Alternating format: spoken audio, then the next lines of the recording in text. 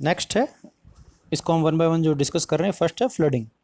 This method is suitable for relatively flat topography. जिस area की topography flat surface की है वहाँ पर फ्लडिंग ईजिली पॉसिबल है।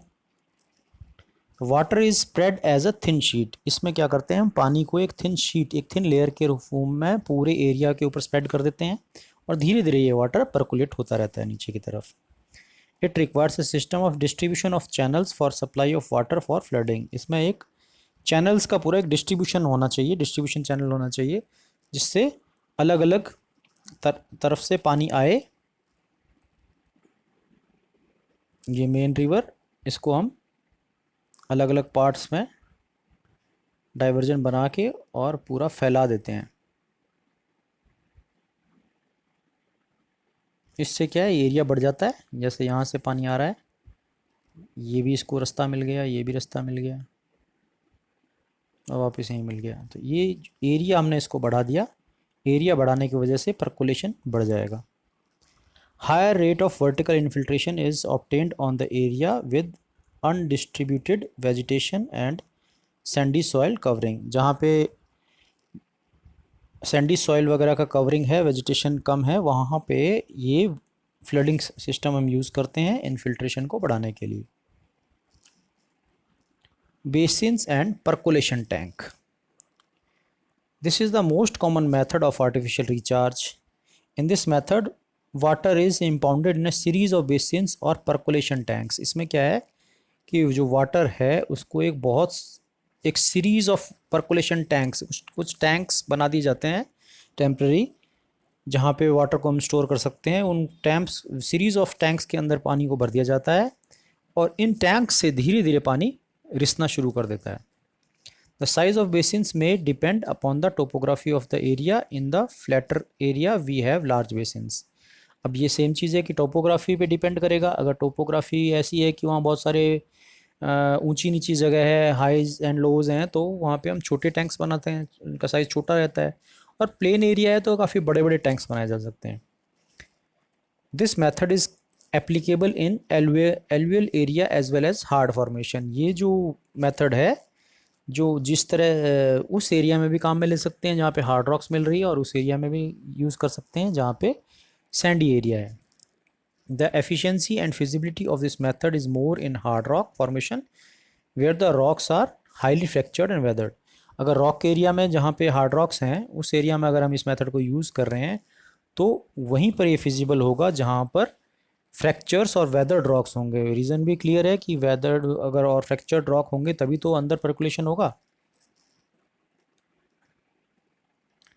स्ट्रीम ऑगमेंटेशन, नाम से ही पता चल रहा है कि हम स्ट्रीम की वजह से, नदी की वजह से जो हम वृद्धि कर रहे हैं आर्टिफिशियल रिचार्ज में, उस मेथड को हमने बोला स्ट्रीम ऑगमेंटेशन। इसमें वही है, स्ट्रीम का एरिया को बढ़ा दिया जाता है। स्ट्रीम की एक निश्चित चौड़ाई होती है, लेकिन इस चौड़ाई को हम किसी तरीके से बढ़ा देते हैं, तो इसको बोलते हैं स्ट्रीम ऑगमेंटेशन। और चौड़ाई बढ़ाने से एरिया बढ़ जाएगा जो सरफेस के साथ जुड़ा है पानी, और सरफेस एरिया बढ़ जाएगा तो इन्फिल्ट्रेशन भी बढ़ेगा, इन्फिल्ट्रेशन बढ़ेगा तो रिचार्ज बढ़ेगा, रिचार्ज बढ़ेगा तो वाटर टेबल हाई होगा।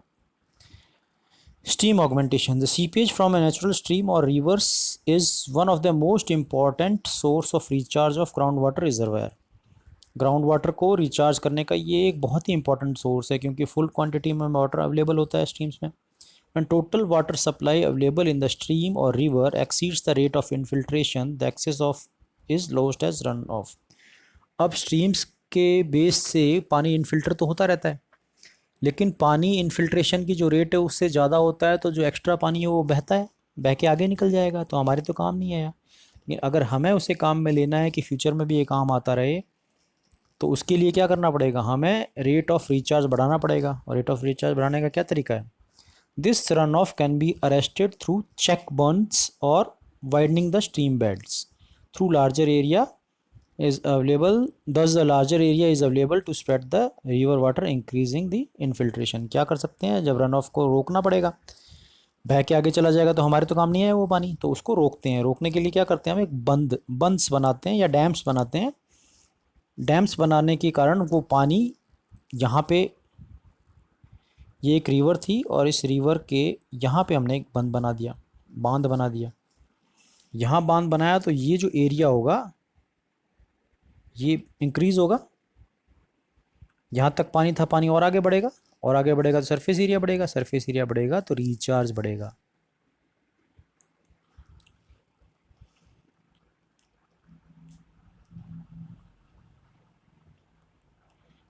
To site, the site selected for the check dams should have sufficient thickness of permeable beds or weathered formation to facilitate recharge of stored water within the short span of time. अगर अगर हम dam बना रहे हैं recharge करने के लिए, recharge purpose से, या ध्यान रखना रिचार्ज की बात हो रही है, अगर हम रिचार्ज के लिए हम डैम बना रहे हैं तो डैम ऐसी जगह बनाया जाए कि उसके पास में वेदर्ड जोन हो, वेदर्ड फॉर्मेशन हो, या फिर परमिएबल बेड्स हों, जिससे कि रिचार्ज की जो क्वांटिटी है वो बढ़ सके। अगर हमने हार्ड रॉक्स के पास में डैम बनाया है, बंद बनाया है, तो वहाँ पानी स्टोर तो होगा एज अ रिजर्वायर, लेकिन रिचार्ज उतना ज़्यादा इफेक्टिव नहीं होगा। तो अगर आप रिचार्ज के लिए बांध बना रहे हैं तो ऐसा एरिया सेलेक्ट करें जहाँ पे वेदर्ड फॉर्मेशन हो या परमिएबल बेड्स हो। The water stored in these structures is mostly confined to stream course,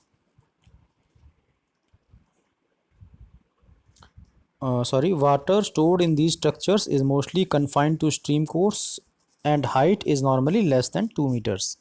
To harness maximum runoff, a series of such check dams may be constructed. अब क्या है कि इसकी नॉर्मली जो हाइट रखी जाती है वो 2 मीटर तक रखी जाती है इन चेक डैम्स की। अब इस चेक डैम्स को सीरीज़ में बनाया जाता है, एक के बाद एक कुछ कुछ दूरी पर बनाया जाता है, जिससे कि रिचार्ज बढ़ता रहे। एक ही जगह पे हम बना देंगे तो वो नुकसान कर सकता है, वो काफ़ी एरिया को ख़राब कर देगा। इससे अच्छा हम थोड़ी थोड़ी दूरी पे बनाते रहें। The remaining part we will discuss in next video. Thank you.